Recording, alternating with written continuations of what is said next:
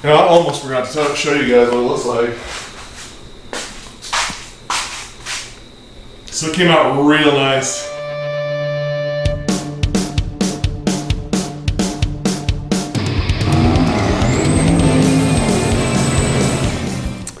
All right, so we're on Subaru again, and it's time to start wrapping some things up. I've gotten some parts in there gonna make, you know, button up from some of the little things we've left outstanding, like the oil pan doesn't have a gasket on it. That's the right one. It's all messed up, so I got one of those. It's right down in the car there. We got a flex plate that is kicking around here somewhere for this bad boy, which lets us, there it is, which lets us run the 4L80.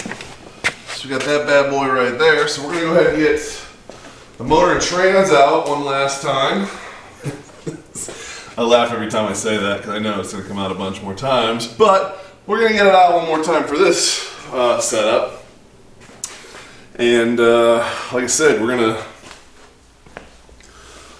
fix the issue we got for the oil pan and fix the torque converter, and then we'll probably work out some how we're gonna do the line, and then we'll put the subframe back up underneath the car, because there's actually a subframe that goes up here and ties all this together that's been out of the car since we started. I'm not planning on dropping the turbo kit. We'll leave that on. So what we'll end up doing is we'll hook up the motor, suspend it, I'll go underneath, pull the subframe, the cross member. Then I will put jack stands underneath everything, drop the trans, and then set the whole motor on jack stands and then lift the car up off the top. And then we'll grab the motor again, yank it out from underneath, pull the trans off. We'll pull the trans off, and then we'll start doing everything we need to do. Oil pan probably first, then the torque converter. Then put it all back together, stuff it back up underneath the car, and then go from there. At least that's the plan. And I'll see if there's anything else we need to do along the way. But that should be everything we need to do for getting it ready. I also probably will actually run all of the Holley harnesses on the motor and trans while we have it out, because it'll be easier to do that. And then when I put the car back down, I can make sure everything runs where we want it to. So we'll go with that, and we'll see where we get. All right, so after a ton of up and down, the motor's sitting on jack stands. Got the core support out right there. I think maybe it took me an hour, a little less, give or take. Really wasn't that bad. Granted, not everything's hooked up, but there is quite a bit that is hooked up. So I'm gonna go ahead and set you guys up and let you watch me yank it off here. That looks like something.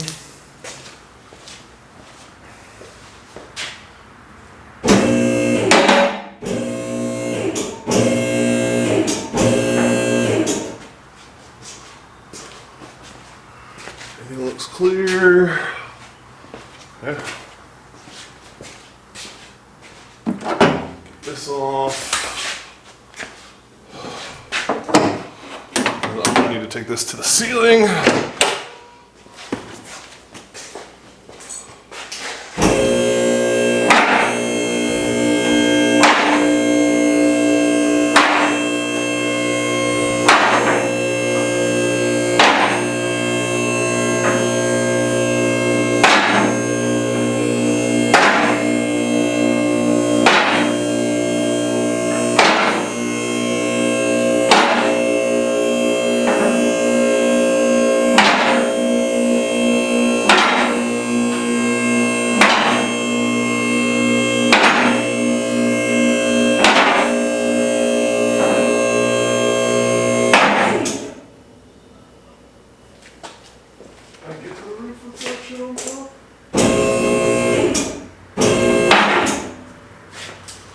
Far as I'm willing to go.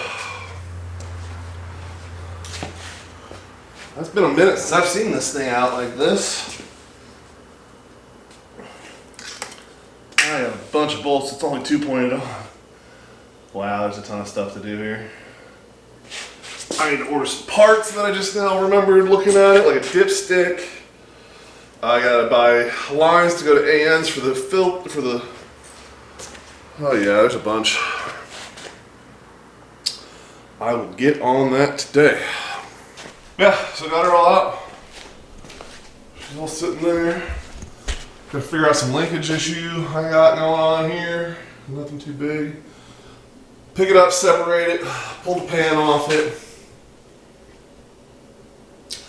I got a bunch going on, but that's probably where I'm gonna leave from now. I'm gonna go pick it up with the lift right here, and then I need a hand to separate them. I cannot get the trans off without dropping the trans by myself. So I'll get a hold of somebody, have them give me a hand, and we'll go from there. All right, so we're back in the shop today, trying to make some progress on this damn car. You know how it goes. I did get the fittings in for the radiator, so they're on there and capped off. I did get the fittings in for the transmission, so they're in there and capped off. So as soon as I get the dipstick in sometime today, I should be able to clean that transmission up and get it ready to go. Motor still needs to be cleaned, it's just off, and you can see I have pulled the front bumper off. Because we're gonna stuff that intercooler up against that radiator and try and make everything fit here without cutting the bumper up too much, is the idea.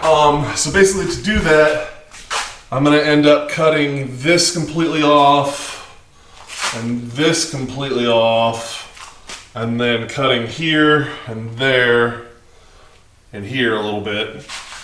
And then I'm gonna run that piece of 7/8 bar across the top, and that'll tie in all of this so that this will still have some rigidity and whatnot to it, and then I will actually bolt the intercooler here and here essentially on the bar, and then build a 1.25 inch bar for this support. I'll plate it off where I cut it, run it up and underneath, cut it like a little U, give or take, and then mount the bottom of the intercooler. I've got bungs on the bottom and the top. You can see them there. So basically I'll bolt the intercooler here and here and here and here, and that'll run it'll basically make it a structural piece which will help hold this kind of flimsy top bar together. So that's what I'm about to do right now. I'm gonna take the death wheel and cut, and then probably cut this right here, somewhere in there. I might get the plasma cutter out for that, I'm not 100% on that. And then cut this off. Some of this is gonna have to be taken out, I'm not 100% sure, and then as far as where the end tanks go on the intercooler, we're taking a lot of this stuff out in this area, and we'll kind of run up underneath the lights, and that's how we'll get our tubing where we need it to go. So that's the plan. We're gonna get that all cut out, and then I'll show you guys how far I made it and how it looks at that point. All right, so it's sitting in there. We ended up hacking out a bunch more than I originally anticipated, and I still have a lot more to cut out. But it's in there. It sits just off the radiator down there, as you can see. So that'll leave us enough room to run a double core, or a thicker radiator, be the same thickness as the caps, and have plenty of clearance in between. I got just a little. I reused the mounts from the old one, and I got some 7/16 rod. And that's just tying all this together, and it, as you can see, moves a bit. But once we get to the bottom with our 1.25 inch tube that we're going to run up and underneath here, and then I'll tie through, I'll end up doing some sort of hole saw action, and then we can run bolts up through the bottom and catch, well, you can't see, but there's bungs up underneath there once I cut all that out. But pretty stoked with how it's coming out so far. Like I said, radiator has good clearance down in there. I don't know if you can really see it, but there's a good bit of clearance in there, as you can see there. So I am gonna have to obviously take the top of this corner off right here, and then I got a bunch of cutting to do on the rebar. So I'm gonna go ahead and cut out some of this rebar and try and get it up on there and see where we're sitting. But realistically, I'm pretty stoked with how it's coming out so far. The mount looks really good as far as the lean and everything. pretty straight up and down. You still get a bit of clean air to the radiator on top. And then this thing flows pretty nice, so it should be fine. But yeah, so that's where we're at. I'm gonna go ahead and cut up a little bit more stuff and then try and get this bumper on so I can see what it looks like, because that's really what I want to see. But I'm pretty stoked with how it's coming out so far. You know, I almost forgot to show you guys what it looks like.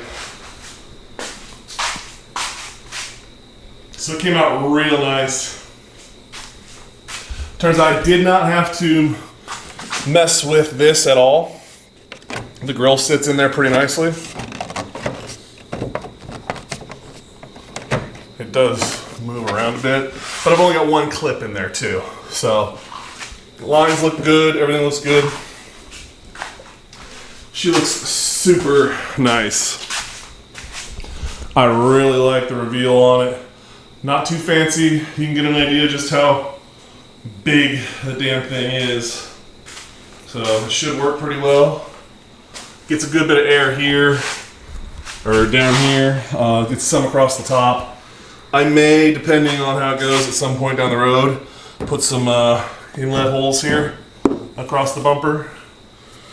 Let some air flow through. We'll see if that's an issue and if we ever get to that point and need it. But as you can see, I am filthy. I have been out here all damn day doing this. So I'm gonna call it a night. So probably gonna catch back up with you guys when I get back to it on the piping portion of this. I still got a bunch of clearancing to do in order to get tubes to come out and make 90s up in here. It's real tight. I got it tight enough to fit, and there's room for me to cut more out, but I do have to put some structure back in. I was able to keep the rebar. I don't know if I showed that, but when I take it back apart, I'll show you the rebar. But yeah, I was pretty stoked about that. Most kits, like Honda and that type of stuff, they get rid of the factory rebar, so I'm pretty stoked to get to keep that. And by running the intercooler where I did, all up in here, I get to keep my lights. And I really wanted to keep that, because most people, when they do a turbo kit on one of these cars, they lose the lights. So that's pretty sick. So hopefully, well, yeah, no one's gonna see that and think, oh, it's the radiator, but that's pretty cool, man. But all right, I'll catch you guys, I don't know if it'll be tomorrow or the next day or whatever, but next time I work on this, I'll turn the camera on.